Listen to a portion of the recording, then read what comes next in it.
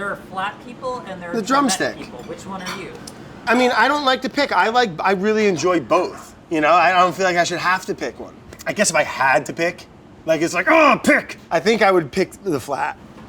Yeah, you would, because it's the only choice. It's so good. It's so good. Today we're in the test kitchen cooking some chicken wings. I love chicken wings. You're gonna go ahead and fry them, grill them, bake them. They can take a lot of seasoning on the surface. Do you want to go like punchy sour? Do you want to go like super spicy? It is the ultimate in tactile finger food. It's a great party food to just serve. Oh my God, it's really good. Absolutely, yes. Oh my God. I'm about to tear these wings up. Chicken wings are the muscle and the bone structure in a bird that allow them to fly. Do chickens actually fly? Oh yeah, my chickens sleep in trees 30 feet up in the cedars like wild turkeys. But yeah, today we're gonna be doing a little chicken wing. All right, we got a full wing here. I kind of like eating them like that. You can get away with it like as a meal more, right? So the chicken wings I'm gonna be making are a baked chicken wing at 2 different temperatures, 350 and 425. 350 rendering it down, cooking it through. 425 bringing it that nice crispy finishing end. And when we do that right before the crisp, we're gonna add some of my favorite spices. So we got pink peppercorn, underrated in the peppercorn family in my personal opinion. It's, do we have any unground ones? Hold please. Flying in the pink berries. You know, you really see how it's like a little fruit, like a little berry, right? So it has this beautiful kind of pink skin on the outside that's real oily and real fruity. The fragrance alone is amazing. Oh my God, it should be like a candle. Oh my God, I should do that. I should make a candle. Pink peppercorn candle. No one will buy it but me. All right, and then the secret weapon in the world of seedless pepper flakes. This is a Turkish Maras Babir. The big takeaway is putting salt on it a day ahead. It'll make a hands down better eating experience. That salt penetrates through the bone. When salt dissolves, it can go through cell walls. Thank you, Rosemary Trout. She's a food scientist, she's wonderful. I'm gonna go throw these in the fridge and we'll come back. What's great about those fridges is that they do pull moisture out of the air. Nice and dry, right? Real dry, perfect for cooking. So I think this is just a really nice way to cook chicken. Oh yeah, that's what we're looking for. Looking real nice, cooked all the way through. This is 45 minutes, and that's what we're looking for. I mean, you could eat these as is and they'd be delicious. We're gonna zhuzh them up a little. I'll add the pink pepper. Ooh, that looks good already, huh? And we'll add a little black pepper. And a little maras. And we'll do a little bit. I mean, there was chicken fat on there, but that's just gonna really help with the crisping up process, right? So there we have it. So I turned it up 425, and at this moment, you're not gonna wanna go walking away, all right? You're gonna keep an eye on this. Things are gonna happen quickly. Might be 2 minutes, might be 5 minutes. You know, I don't know.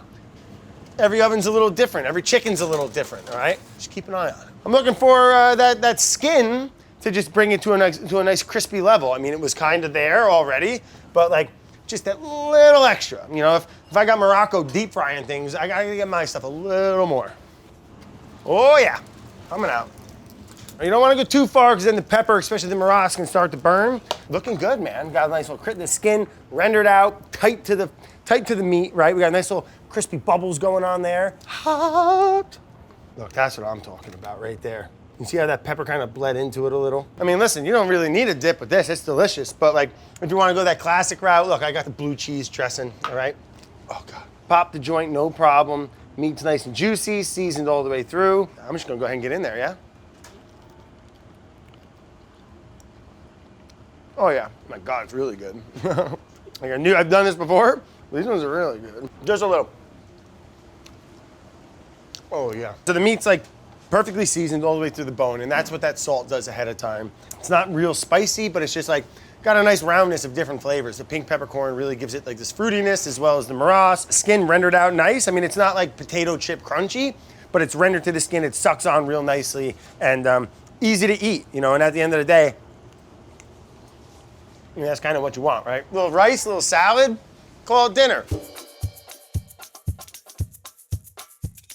Today I'm making a dry rub Memphis-style chicken wing. When I think of a dry wing, my mind obviously goes straight to Memphis. It's spicy, it's sweet, it's salty, it's savory, and that's everything I'm looking for in a chicken wing. First things first, we are going to prepare our dry rub. And this is pretty much the basic dry rub. The list of spices may sound endless, but you need every spice that's going into here to really round out the overall spice blend. So I'm turning up this dry rub with a little bit of Pekin chili, oregano, thyme, cumin, coriander, and some Worcestershire powder. When you put it in the mortar and pestle, you're releasing all of the natural oils, which kind of just like activates the spices more. This baking powder is going to allow for the wings to develop a skin on them once we leave them in the fridge. And that skin is going to become really crispy because we are grilling them and we're not frying them, but we want crunchy wings. And then once they're coated, we're going to transfer them onto a sheet tray with the wire rack like this so there's airflow under the wing as well. It's gonna start to release a little bit of its natural liquid. We're gonna make sure it's dry. Dry wings, dry rub. So I'm gonna pop these into the fridge for about 4 to 6 hours, but best overnight if you can. We are going to make an Alabama white sauce. So I wanted to keep it in the region of Southern things. I love Alabama white sauce. I'm gonna add some mayo. We're gonna go ahead and add some apple cider vinegar, some salt, some pepper, some Worcestershire, lemon juice, horseradish, and I'm gonna add in some sugar. It's actually perfect. So these wings were able to sit over time and we can see that they have developed a crust over them, which is gonna crisp up really, really nicely. So I'm gonna add some wings. We're gonna get that smoky charness on our spices and on that sugar. It's gonna have that caramelized taste to it. You wanna make sure you can just flip them over easily because if you tend to pull it, the skin will kind of just like break. So we've developed a nice crunchy, dark brown caramelized crust. The spices are looking great. So while the wings are still hot, you wanna make sure you get that dry rub on there. So you're just gonna toss your wings. You wanna make sure you're seasoning this really, really heavily and that the wings are nice and coated all the way. They smell amazing. I'm getting the sweet notes from that sugar. I'm getting the spicy notes from the Pekin. Each wing kind of has its own amazing little map of spices. Texturally, I can tell that the baking powder really took the chicken skin to the next level. We have this really crispy skin. We have tender chicken inside. So these spices are playing a song right now. So good. Each step that went into making these wings, I definitely taste. It's really, really sweet because of that sugar that's in there, but the spice from the Pekin chili, I get the spice on my lips, I get the spice on my tongue, I get the spice on my fingers. It's everywhere. This sauce complements this dry rub perfectly. I'm about to tear these wings up. Like, I don't care. I'm not trying to be cute. It's not a cute food, and I'm here for it. To me, a perfect chicken wing is fried. Like, there are other types of wings and they are good. But to me, if I'm going to have chicken wings, I should have fried chicken wings. To me, that's the perfect thing. Karaage is a Japanese frying technique. It starts with like a marinated base, and then when you dredge and fry the base, it's in a mix of flour and potato starch, and that creates this very light, very crispy outer layer. So our first thing is our marinade. So we're gonna do equal parts soy sauce and sake. The soy is acting as our salt here. And then we're gonna grate a couple of cloves of garlic, some ginger too. And we're just gonna do a little bit of brown sugar. Just gonna give that a whisk. And then I am gonna do this in a Ziploc bag. I just think that's the easiest way. And now we just kind of like shake and bake style, seal it up, zhuzh that bad boy all around. Okay, and so we are just gonna leave this in our bowl in the refrigerator overnight. Doing it overnight just feels like a nice marker. Like I do it the night before, I put it in the fridge, and then the next night I'm like good to go. All right, we back. The chicken is so nicely browned, you can see. And we are now going to dredge it in a mixture of flour and potato starch. I'm gonna season that with like just a little pinch of salt. We're just gonna pop them. You can see it's just like the lightest little dusting, light little coating on the outside.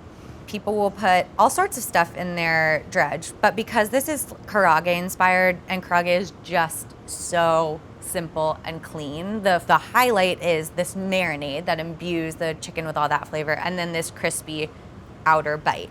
Look how cute these look. They look so nice, and like you can just, they want to be fried. They're ready to be fried. What's nice about these is like there's just enough meat on these chicken wings that it's not gonna take forever to cook, and it's mostly a visual cue thing where you can be watching how dark the outside gets. It's just like a little paler than you might imagine fried chicken to be. This is like the telltale sign of Karaage, is this like the starchy, crispy little granules. That's the like potato chip crisp. That's the golden ticket. That's what you're looking for. So you do want to season like pretty quickly after they come out of the fryer because that is how the seasoning is gonna stick. Oh my God. You can see all the little like starchy, crispy bits throughout. So we are just going to plate these up with our friends. And then you gotta have lemon wedges on the side for karaage. These are my Karaage-Style chicken wings. Oh yeah, hell yeah. Oh my God, look at how crispy. Oh my God, that marinade is so flavorful. Like you taste that soy and sake and ginger and garlic so much. Oh my God. And it's not crunchy. Like that's the number one thing. This is crispy. It's like this light sort of melt in your mouth crispiness. Thank you for asking me to make chicken wings. I love a crispy skin. I feel like I don't really love a wing that's too saucy. So today I'm making my version of a chicken wing. It's a sticky tamarind wing with a Scotch bonnet aioli. Choosing this method because I love a crispy texture. I love the fact that you have sweetness and sourness from the tamarind and also a little bit of spice on the side from the aioli itself. We're gonna dry brine the wings first. I'm just gonna take like a tablespoon of salt and I'm going to take the zest of 1 whole lemon. When you have these like really beautiful long strands of lemon zest, you get that sort of like charred, lemony flavor into it. The first step of this is just really trying to maximize the dryness, and the drier, the better when it comes to chicken skins. And so Operation Chicken Wing, first step is complete. These chicken wings have been sitting in the fridge for 16 hours. You can see the meat under the flesh. You can also feel it too. There's actually no moisture on my fingers. The moisture has been pulled out. 1, because of salt, 2, because of that dry fridge environment. Goes in the oven 375 degrees. So what I do is I'll let the texture develop first, let those salts that are already in there develop, and then I'll glaze it sort of towards the end of the cooking process. So let's talk about the glaze. Tamarind is the base of my glaze. Tamarind is a really incredible plant, and essentially there is pulp inside surrounding the tamarind seed. So it's sour and has a sweetness to it. I'm gonna start by just taking 2 cloves of garlic, whole allspice berries. I'll throw the bay leaf into the pestle as well. And really it's not about actually getting them really fine. It's just about kind of like waking up and macerating those flavors. I'll just go ahead and add my tamarind, my sherry vinegar, a bit of honey, coconut aminos, ginger powder, salt, and then sugar. It's gonna be sweet, but then it's not. And then quickly it won't. Then she'll turn on you. She'll be like, I thought you were sweet, what happened? We are heating it up. Water is going to evaporate out of it, and we're gonna be left with something that feels more like a loose syrup. It's like sort of like between syrup and jam. And while that's happening, I'm just gonna make a quick aioli. So aioli, basically it's egg yolk, and then we have oil to kind of emulsify it. I like to use coconut oil, and this kind of just like complements that resiny coconut sap flavor from the coconut aminos. I have my Scotch bonnet just so that we have the heat. So we have garlic, a little bit of allspice. I have like a tablespoon of salt or so. I'm gonna add my lemon juice. Take our coconut and just slowly add it to just like a coconut shower. So I'm just gonna turn this off. So we have our aioli that is made. What I'm gonna do is go over to the glaze. The glaze is looking really good. You're going to just strain this, and this is what your finished product should look like. Our wings smell incredible. So what I'll do is just very quickly take my glaze. We wanna kind of develop flavor and texture as we go. So we've rotated, we've basted, and then we're going to transfer these to a broiler set to 500. Our wings are done. They smell incredible. I mean, one of my favorite things about this is just the color that develops on the wing. So we have like a dark, deep, brown, bubbly moment that's happening on the skin. Oh my God, absolutely yes. It has that sweet and sourness. I think it's perfectly balanced with the honey and the sugar and the coconut, and the brightness from the tamarind and the sherry vinegar really comes through in a way. It's sticky, it's crunchy. I'm just gonna spoon a little bit of this on it just to see what it's giving. Oh my God. Ooh. It's not just spicy, it's also that sort of like fruity, spicy moment. And it's cool because if you're into frying, but you wanna switch it up, like baking is a really great option. Add it to your wing library. The wing is where you get like all of the nuances of texture and kind of fattiness and richness and flavor of an entire chicken, but kind of distilled down to its own like microcosmic universe. I wanna see the ultimate in that sort of duality of like crispy and textural, but also tender. I'm making fried chicken wings. So the first thing is we're gonna make a spice mix. I wanna go somewhat heavy on salt here, then putting in some paprika, cayenne, onion powder, and garlic powder. You could skip this pre-seasoning step and go right to a brine, but the more you do, I think the more benefits you're gonna reap on the back end. I'm doing buttermilk here, pepper, hot sauce, love Crystal. Then I'm just gonna drop the wings in. If you use a bag, you can use less liquid, you know, and still have everything be nicely coated. The acidity in the buttermilk is what is going to tenderize the meat by acting on the proteins in the meat. That can go into the fridge for about 12 hours or so, and we will see it later. So wings have been brining for 12 hours. I wanna make the dredge. So I've got all-purpose flour here, some rice flour, which give that pretty wildly, intensely crunchy texture. I've got the remaining spice rub because I think you want to get some flavor in there as well. Not unreasonable to frankly just take a little pinch and taste it. You want to just make sure like you definitely get the flavors going on in there. Go a little more black pepper, but it's really nicely seasoned. Adding a little bit of the liquid from the brine into the dredge, the liquid is going to be one of the things that allows that dredge to really cling in force, you know? Yeah, you're putting some like raw chickeny juices in this dredge, but anything that it touches is gonna get fully cooked out. It's nice to like really pack the dredge on. This should hopefully give us the crags, the nooks, the crannies, and the whorls that we're looking for. We're ready to fry. I'm not gonna try to crowd this skillet. I'm gonna do 4 pieces here.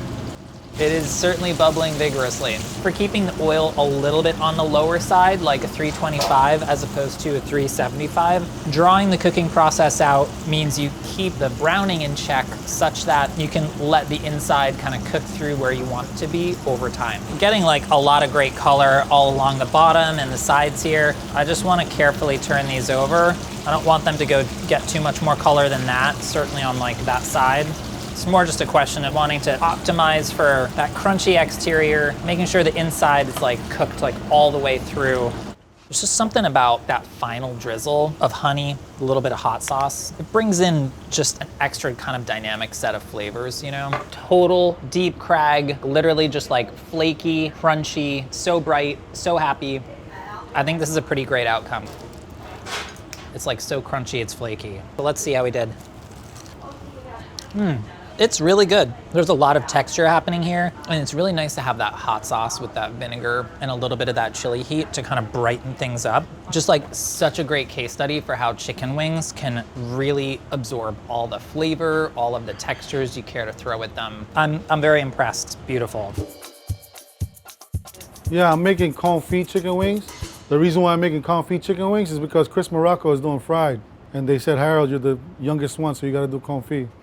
This method is kind of the best way that you can do chicken wings if you're making a big batch. We're gonna cook this for about an hour at 300 degrees, super low and slow. You know, we would use schmaltz or chicken fat for these guys, but we're gonna be using duck fat, which is in the same family, right? It's in the same poultry family. We're just gonna go ahead and go heavy on the seasoning, and so when we confit it, there's not a lot of liquids coming out of the chicken. And then we're gonna let this sit in this kind of salt and pepper mix for about 5 hours. Hey, it's Chris Morocco. I'm putting the coffee in your Yes, sir. drawer. Thanks, man. I expect it to be there tomorrow. Yes, sir. Everybody sees the coffee going in the drawer. There is no drawer in there. It's now on the floor. So, good talk, everyone. I guess we're gonna put it in the middle drawer.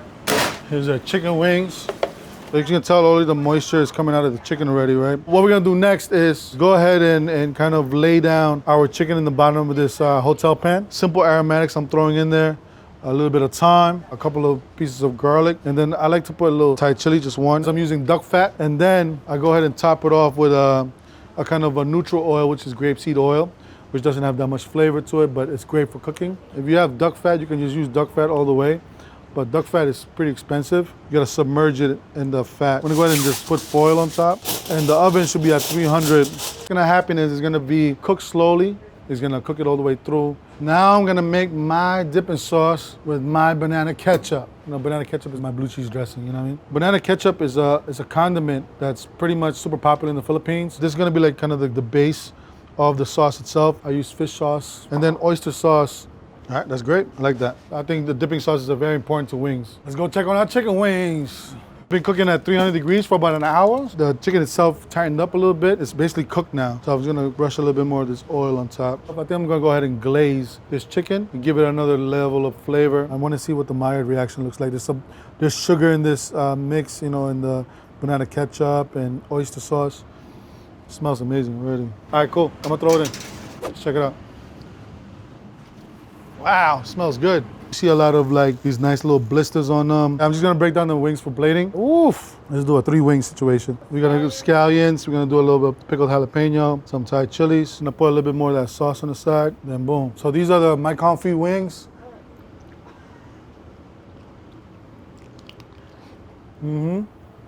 That's nice. Super juicy still. The dipping sauce itself right now is giving it these kind of like levels to the chicken. It's super tender, it's juicy, and it only took us like 6 minutes to broil it, give it the char, and it's already cooked. You know what I mean? It's great.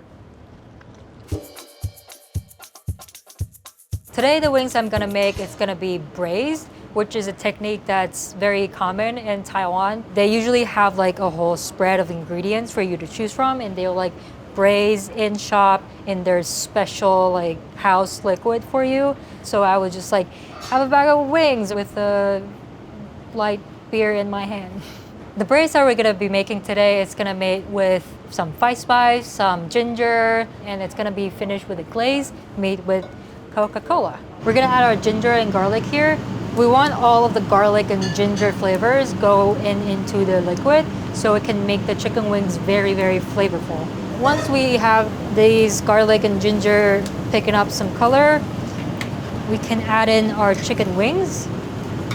We're gonna lightly fry these chicken wings just for them to have a lightly seared skin. Now I'm going to also add some dried chilies and some scallions. The frying of the skin is gonna add a little more like browning flavor into our cooking liquid. Kind of like elevates it a little bit versus putting just raw chicken wings into the braise. Here I have some oyster sauce. Then this is Five-Spice powder, some white pepper, and I have dark soy sauce. And I'm gonna add in water with this. And now we're just gonna have them cover and braise them for about 20 minutes. Ooh, you can see it's picking up some really nice color. That means it's also picking up very nice flavor into it as well. Now we're gonna move on to the glazing part. I'm gonna start with a fresh new pot here. Just make sure you save the liquid because you can reuse it to braise a lot of different things. We're gonna add in our water, some raw sugar, a touch of salt, and we're gonna wait for it to come to a boil. And now I think it's ready for our wings to go in. And that is a good timing to add the rest of our ingredient. We have our Mexican Coke here. It's gonna add some sweetness, but also a nice color to it. And this is our Taiwanese rice wine. Finally, we have white vinegar to add some nice tang to it. Now we cover it and let it cook while it's like boiling for about 15 minutes. It's looking pretty good. We're gonna have it reduce, and what we're looking for is to have all the liquids almost all cooked off and become very sticky. Now it is getting super condensed and glazy. You can see like I'm gonna push it like that. It's leaving some space. Even from the tongue, they feel very, very tender, almost falling apart. Then we're just gonna top them with some toasted sesame seeds just to garnish them and to have a little bit of the nutty flavor, and some scallions to add some freshness and some nice bright color. And those are my wings. The bone's already kind of falling off just by touching them. Super tender, super flavorful. The braised liquid really get the savoriness into the bone, and the glaze outside of The skin just gives it a right amount of sweetness that complement the savoriness. For me, what's special about this recipe is that the flavor is on the skin, it's on the meat, it's in the bones. It's just like has all the flavor in and out, and that's what makes it good wings to me. I remember one time I was at a party and like there was a bunch of wings that were ordered. And I had a bunch of homegirls there. We were all dressed up, looking cute, and like I'm in the back just like tearing these wings up. And my homegirls are like, girl, like chill out. I'm like, I'm about to tear these wings up.